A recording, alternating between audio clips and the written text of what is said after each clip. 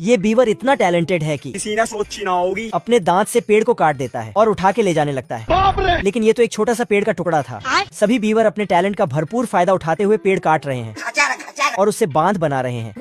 और इनका मुखिया सबको मोटिवेट कर रहा है। आज कमाएगा तो कल बैठकर खाएगा। लेकिन एक नालायक बीवर अभी तक सो रहा था। मैं बैठा हूँ किस्मत के भरोसे। तो मुखिया इसको चल उठ। खींच के काम पर ले जाता है और आरी लेके पेड़ कटवाता है। लेकिन ये साला नालायक इधर भी सो जाता है। डरने से क्या फायदा है? शर्म है कुछ। तो इस बार मुखिया इसके नींद को गायब कर देता है। तो नालायक बीवर अपने आप को लायक साबित करने के लिए टोकरी से एक ब्रेड उठाता है और घर छोड़कर भाग जाता है। लेकिन ये बहुत टैलेंटेड है, इसलिए घर वापस जाने के लिए रास्ते में ब्रेड गिराते हुए जाता है। लेकिन पीछे से कुछ चिड़िया ब्रेड को खाते हुए आ रहा था। अच्छा। फिर इसके पूंछ पर बैठ गया तो इसने देख लिया। लेकिन ब्रेड को भी लेकर भाग जाता है। फिर तो ये जंगल में भटक जाता है।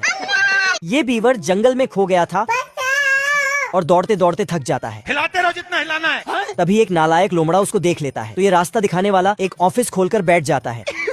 आजा। फिर बीवर लोमड़े से रास्ता पूछता है। मुझे कैसे भी करके निकाल मेरे भाई, मैं फंस गया हूँ यहाँ। लेकिन ये लोमड़ा बीवर को अपने जाल में फंसाकर गलत रास्ता बता देता है। कुछ नहीं होगा बेटा। क्योंकि इसको सही रास्ता वैसे भी पता नहीं था। बीवर आगे जाता है तो इसे ब्रेड के टुकड़े मिलते हैं जो ये लोमड़ा ही फेंक रहा था। और फेंकते फेंकते अपने घर की तरफ ले जाता है। माँ मैं आ गया माँ। और मौका देखते ही पकड़ने लगता है। पर बीवर खिड़की से भागता है तो ये खिड़की साइड कर देता है। फिर इसको उठाकर पकाने का इंतजाम करने लगता है। अब देख बैठा तू। तभी इधर एक स्पेस शिप में सुपर चूहा बीवर को ढूंढ रहा था और देखते ही उसको बचाने जाता है और लोमड़े को मार मार के हालत खराब कर देता है। तभी मधुमक्खी फिर बीवर को बचाकर उसे घर पहुंचा देता है। Thank you. और सुपर चूहा मुखिया से हाथ मिलाता है। तो नालायक बीवर वहाँ से निकलकर फाइनली अपने आप को लायक साबित कर देता है।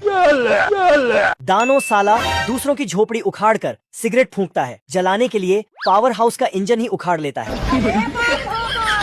वैसे पीने का स्टाइल छपरियों जैसा है। क्या करूं? साले की हरकतों से पूरा गांव परेशान हो चुका है। राजा रानी भी।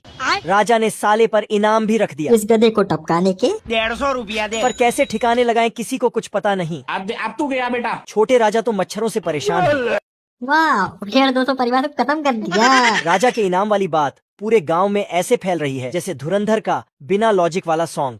राजा का सिपाही ये सब देखकर राजा को बताता है। डब्बा। तो छोटे राजा चार्ली चैन को कॉपी पेस्ट कर देता है। खत्म। मजा आया और मैं ये जो मजा है हिंदुस्तान के हर व्यक्ति को देना। राजा देखकर इम्प्रेस हो जाता है। साला दानों से लड़ने के लिए बोल देता है। तो छोटे राजा ये सुनकर एकदम सुन्न हो जाते हैं। बेटा लड़ेगा तभी तो बढ़ेगा। अरे साला ये बुढ़ा पगबल हो गया।